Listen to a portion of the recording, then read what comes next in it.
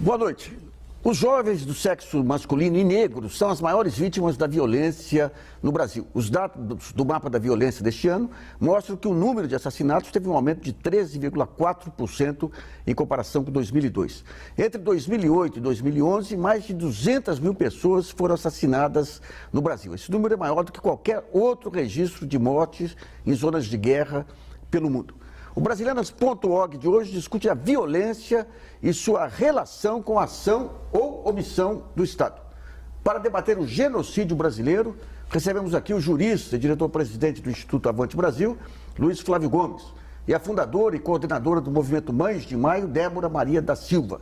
Nesse primeiro bloco, vamos falar do perfil do crime praticado no Brasil. Eu queria ver com o doutor Luiz Flávio Gomes, esse genocídio brasileiro, que o senhor tão bem definiu recentemente num artigo, quais são as caras desse genocídio? Isso, o que nós temos que distinguir com clareza aqui na CIF é o Brasil está matando 57 mil pessoas por ano. São homicídios. Muitos desses homicídios não têm nada a ver com o Estado. O marido que mata a mulher, é o vizinho que mata o outro vizinho. Isso não tem nada a ver com a postura do Estado. Agora, boa parcela desses 57 mil são de responsabilidade direta do Estado. Direta. São agentes do Estado atuando em nome dele, Estado, e que estão matando pessoas. Como as pessoas que morrem têm as características quase que idênticas, se nota então que é uma série de assassinatos muito bem planejada para matar determinadas pessoas. Porque não é aleatória essa morte. Pobre, negro de periferia. Exatamente, jovem, de 15 a 24, negro ou pardo, são as cores aí preferenciais para a morte. Agora, o que é isso? Quando você tem um conjunto de homicídios dentro de uma estrutura de poder, que nesse caso é o Estado, claro que isso é um genocídio. Pois o que é genocídio? Genocídio significa tentar eliminar uma raça, uma cor, uma etnia, uma religião, ou matar gente com determinada categoria socioeconômica. Então, isso é genocídio no conceito hoje ampliado de genocídio, mas não temos mais dúvida de que é um genocídio. E mais, estatal. E mais, esse genocídio não vitimiza somente os jovens da periferia. Eles também vitimizam muitos jovens policiais que, destreinados, são mandados para a rua sem nenhuma noção do que é direitos humanos e então faz o que? Vai fazer um mundo de estragos para os outros e também para a vida deles. Muitas mães também já enterraram seus filhos policiais. Logo, o genocídio, ele é um conceito mais amplo para pegar tanto a morte do policial contra os da periferia, quanto os policiais mortos. Tudo faz parte de um genocídio. Então a responsabilização tem que ir para cima. Tem que ir para cima, porque é isto que falta no Brasil sempre, né? Sempre. Procura-se, então, a responsabilidade ali do policial que deu um tiro, mas as ordens normalmente foi de superiores. E depois dos superiores, foi o governador, muitas vezes, está de acordo com isso tudo, até pelas declarações que eles fazem, no sentido de matar. No Rio de Janeiro, uma época, inclusive, dava um prêmio para o policial que matasse pessoas. Né? Então vai subindo. Como é política de Estado e não de governo, não interessa se o governo é PT, PSDB, não importa o governo, é o Estado brasileiro que admite que matar pessoas é algo possível e todo mundo se dá uma licença de matar. Eu queria ver com a Débora. A Débora, ela lidera um grupo de mães aí que reage contra eu diria, o mais vergonhoso episódio da história de São Paulo, que foram os assassinatos de maio de 2006. Eu queria que você contasse um pouquinho o que foi esse episódio que envergonha todo mundo pelo que ocorreu e pela falta de ação das forças aqui de Justiça, Ministério Público, imprensa e sociedade paulistana. Eu queria que você descrevesse isso. Nassif, quando ocorreu essas mortes, no espaço de uma semana, se matou mais de 600 jovens no estado de São Paulo. foi um dos maiores massacres da história contemporânea no nosso país. Se matou muito mais do que na ditadura militar, né? Que na ditadura militar se passou 21 anos para ter os óbitos que teve, né?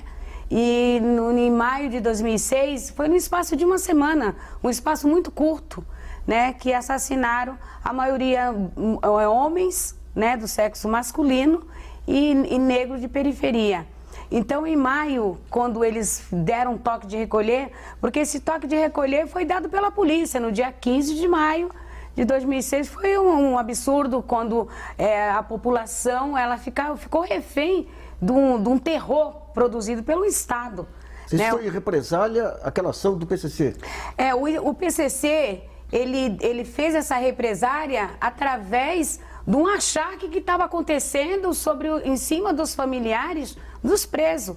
E os presos não tinham como reagir, eu não sei isso. Não estou dando legitimação para eles fazer o que eles fizeram. Mas era o único modo deles agir para poder chamar atenção pelo que estava ocorrendo, né? Houve um achaque, estava tendo esse achaque e nós, mães de Maio, pagamos por uma guerra que não era nossa. Como é que foi essa ação aí? Você estava onde quando começou esse... Quais são os detalhes? Nassif, eu estava em casa, eu recebi um telefonema de um policial da família, para me avisar para as pessoas de bens, não para lixo, que quem estivesse no meio da rua era inimigo da polícia. 8 horas da manhã. E quando foi 11h30 da noite, meu filho foi assassinado. Então, quando ele deu esse aviso para mim, eu saí avisando para as famílias, né? Mas nunca imaginava que ia cair em cima da minha família. O seguinte, quem estiver na rua vai ser... Era inimigo da polícia. Puta vida. E não foi diferente. Meu filho foi abordado, meu filho ele esteve em casa, ele foi buscar amoxicilina, que ele tinha operado do dente, mas ele trabalhou assim mesmo, de atestado médico. E após ele sair de casa, eu avisei para ele, quando ele chegou, sobre o que o policial falou. Ele falou, mãe, não devo nada para a polícia. Eu não devo nada para a polícia. Ele ainda repetiu 2 vezes. E ele falou, tô indo embora, só vim buscar amoxicilina porque tá tudo fechado. Foi uma coisa assim bem impressionante, assim, o poder de ser legítimo um trabalhador que não devia nada para a polícia. E quando ele chegou perto do posto de gasolina, que ele acabou a gasolina da moto, ele foi no posto, 2 viaturas da polícia encostou e perguntou o que ele estava fazendo na rua. Ele falou, não devo nada para vocês. Foi suficiente, eles já foram espancando, revistaram ele como se ele tivesse, perguntando se ele tivesse armado, ele falou que não. Eles não revistaram na época, parte documental, eles só queriam saber se estavam armados. E aí quando meu filho falou que não devia nada, eles começaram a espancar ele, né? Deram chute, deram tapa no rosto e deram murro no peito e falou para ele assim, você é um trabalhador até morrer, morreu você é um ladrão. A pena de morte do meu filho foi decretada naquele posto de gasolina. Assim que eles saíram, a viatura saiu, porque o posto de gasolina estava cheio de câmera de monitoramento. E eles saíram dali com mais ou menos 500 metros e executaram o meu filho. O meu filho tomou 5 tiros, né? Um em cada pulmão, um no coração e 2, um no glúteo e outro nas nádegas.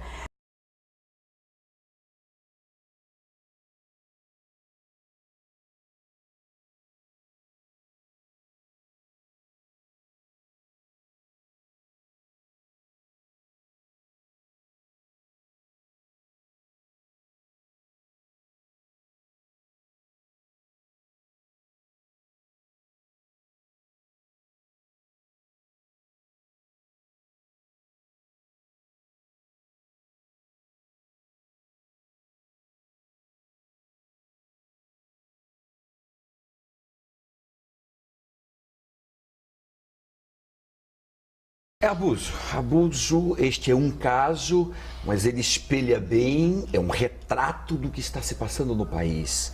Mas 2006 ele é relevante porque 600 foram assassinados, mas é desde 1822 que se mata no Brasil jovens negros de periferia, desde que o Estado nasceu, oficialmente. Antes se matava muito na colonização, mas não tinha o Estado brasileiro. Sempre se matou o jovem periferizado, negro, a vítima preferencial. Agora, o que nós temos que ver em tudo isso? Há aqui um problema sociológico e um problema jurídico.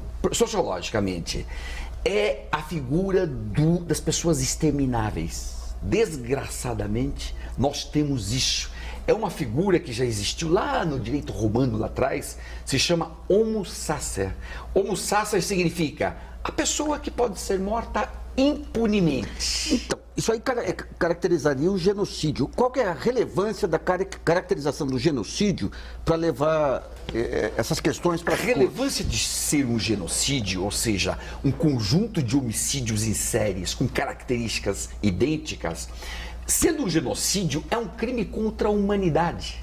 E se é um crime contra a humanidade, ele não prescreve nunca, não cabe anistia. Então, em qualquer momento, o Estado brasileiro tem que responder por essas mortes. Não importa se as mortes foram da PM de São Paulo, da PM de Maranhão, não interessa o Estado. É o Brasil que responde perante a Comissão de Direitos Humanos. Mas é da cúpula do poder. Nosso poder, ele computa que muitos são extermináveis. E essas pessoas extermináveis, portanto, não têm nenhum valor. A vida humana perde o valor de vida humana. Vira inseto, vira coisa, vira objeto. E aí, este é o fenômeno sociológico. E juridicamente, buscar tudo isso no plano internacional para condenar o Brasil fica com a responsabilidade de investigar e buscar os responsáveis. Não é buscar o responsável lá de baixo. Quer dizer, é o procurador que deixou de cumprir sua função, é o secretário de segurança que autorizou, é o ministro que não atuou. Perfeitamente.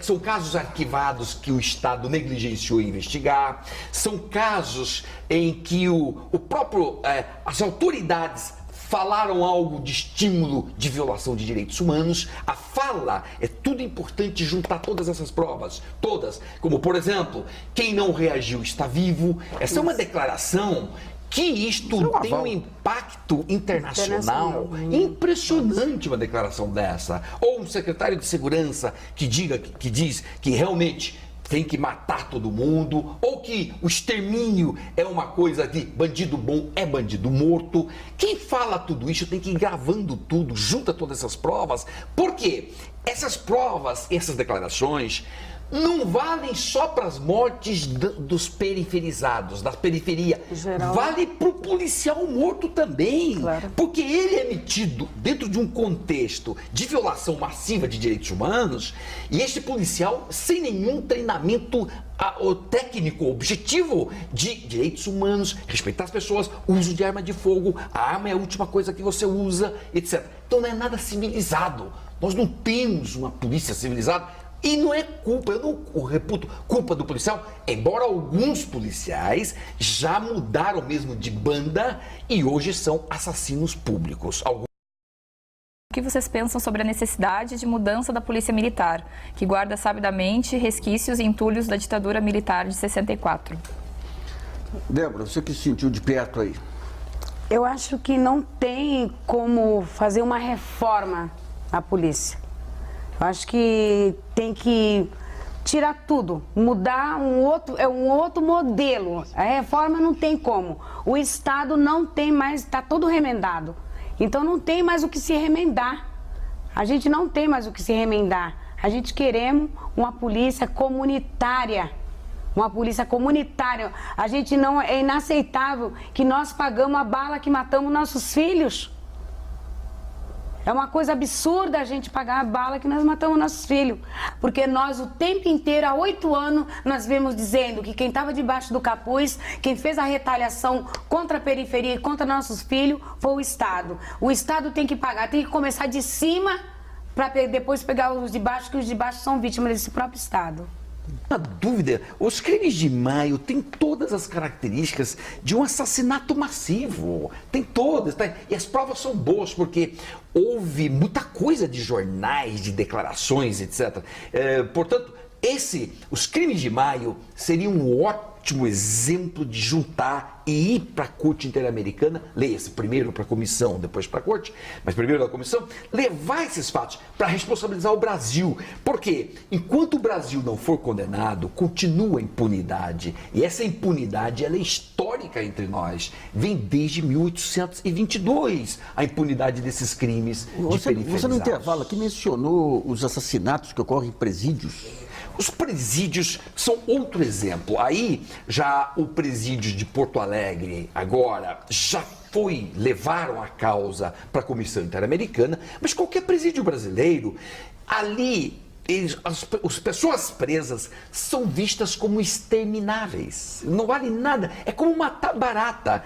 Morreu um preso e morreu uma barata, ainda que o preso seja degolado, como muitos foram agora no Maranhão, é como matar barata para nós. Então, esta concepção de destruição total da vida humana é isso que não tem mais cabimento em século XXI. Tem que mudar a mentalidade. Todas as pessoas têm que ser respeitadas. Todas. E justamente o que nós estamos precisando agora? De movimentos que levem isso tudo. Porque material não falta, os fatos não faltam. O que nós precisamos? Entidades, associações que levem isso para o plano internacional para responsabilizar o Brasil e chamar a atenção do Brasil. Olha, Nassif, eu tive um debate com o desembargador do estado de São Paulo há um tempo atrás. Eu perguntei para ele onde há falha.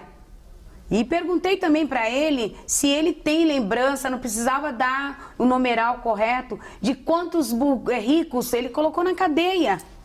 Aí vem a história dos presídios. Ele falou que nenhum. Ele não ia dar numeral porque nenhum. Eu perguntei por quê. Ele falou que os advogados são advogados de peso que encontra brecha na lei. Como quem diz, o advogado do pobre não tem brecha na lei. Mas foi mais assim pertinente que ele falei, onde está o erro? Ele fala que o erro vem da base. Qual é essa base que ele fala que é o erro? É a base da Polícia Judiciária, que não investiga. Então por que ele não pune a base, né, que são as polícias investigativas? Ele pune a vítima 2 vezes, porque a polícia mata, mas o judiciário mata muito mais com a canetada. Você recebeu um prêmio recentemente de direitos humanos aí. Como é que foi esse prêmio? Você fez um discurso lá também que causou... E eu recebi o prêmio da mão do ministro da Injustiça para mim, porque ele não faz, ele não me representa. Ele me premiou. Fiquei assim, até muito sem jeito. Mas quando eu fui falar, eu falei pelos mortos, porque meu morto tem voz. O meu morto tem voz. E os mortos nossos têm vozes. Então eu falei pelos mortos, que não era mera coincidência do ministro da Injustiça estar entregando a premiação para mim, porque a justiça não bateu na minha porta, nem na porta de nenhuma das mães, né? E que a ditadura não acabou. Fazer festa que a ditadura acabou é bizarro, porque a gente não tem direito à liberdade de ir e vir, continua. Do mesmo jeito, a gente perdeu, não temos liberdade. A imprensa não tem direito de se expressar. Está o jornalista apanhando aí porque não consegue dar cobertura da violência do Estado. Aquele jornalista que foi demitido, inclusive? Sim, foi demitido, o André Caramante, né? A gente tem que falar, né? E a gente também vimos que se comemora muito a ditadura e a gente temos mãe em estado terminal clamando pela justiça. Perdemos já outras mães de maio, que não aguentou esperar pela justiça. Então eu clamei que era o mínimo que a presidente Dilma podia fazer pelas mães brasileiras, era reparação psíquica. A reparação psíquica, o Estado tem que dar tratamento psíquico para esses familiares que estão morrendo com doença produzida pela perca dos seus filhos. E clamei, sim, que era em caráter emergencial a desmilitarização da polícia para acabar, e a gente ia diminuir mais de 90% da violência no Brasil, porque a gente tem uma polícia que ela é preparada para nos atacar como periférico, porque o alvo deles é o preto pobre periférico. Não somente hoje o genocídio passa pelo extermínio de pessoas, como passa sobretudo pelas torturas. As torturas prosseguem, mas com uma intensidade enorme.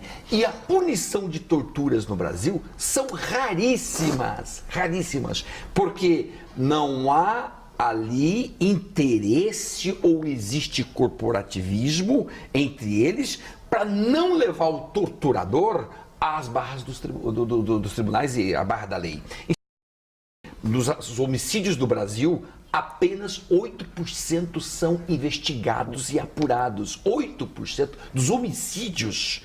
Isso é o quê? É uma demonstração inequívoca de que o Estado brasileiro, ele recua nessas áreas e deixa a violação dos direitos humanos rolar pelo país. Ele está totalmente omisso. E o Estado brasileiro tem que ser responsabilizado tanto por ação como por omissão. Omite muito, arquiva muito inquérito que não deve arquivar, não investiga policiais torturadores que deveria investigar e vai por aí afora. Ou seja, nós temos um contexto de um genocídio bem estruturado que vem mesmo de enraizamento no Estado brasileiro. E isso tudo tem que ser desfeito, você tem que cortar isso. Como que você vê essa experiência de UPP? Nassif, eu estive lá, no Rio de Janeiro, há um mês atrás. Estou viajando agora na próxima semana para a Caminhada da Candelária, que a gente participa todo ano. Eu tive em comunidades pacificadas, né? E a gente tem contato porque as Mães de Maio era uma rede nacional, né? E o que nós vimos é que as UPPs, o inimigo das UPPs não é o tráfico de droga, porque o tráfico está lá.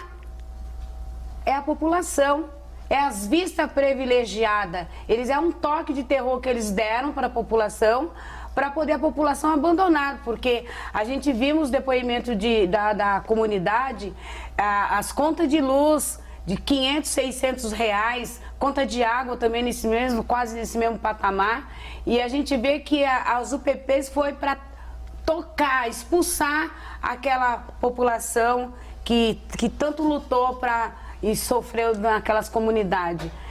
Débora, essa questão o clima de periferia hoje, como é que é ser um jovem de periferia hoje e a relação dele com a polícia? Medo. A gente, inclusive a própria população, né? Antigamente a gente tinha confiança na polícia. Eu sou né? Tá aqui uma pessoa que confiava na polícia. Eu não confio na polícia. Quando a gente Seu filho tinha quantos anos? 29 anos. Né? E a gente vê que com o primeiro ano que nós saímos na rua para se manifestar os crimes de maio, a gente vê uma repressão. A repressão da polícia. Né? A gente pedimos para um comandante que a gente queria a guarda municipal, ver como é a inocência das mães. A gente queria a guarda municipal, que elas também estão alienadas nos extermínios, né? E pedimos, e o que a gente recebemos foi 3 guardas municipal na época, foi até uma piada, e vários carros de polícia e vários carros com policiais encapuçados, com os corpos para fora, cantando pneu para tentar intimidar o movimento Mãe de Maio, né? E o movimento parece que foi uma munição, porque o movimento não se calou e nem vai se calar nunca. A gente, enquanto não tiver resposta para esses crimes, a gente nunca vai se calar. E talvez quando vir a resposta, aí que a gente vai enfrentar mesmo, até mudar esse paradigma total que existe no Brasil contra a impunidade. A gente luta contra a impunidade.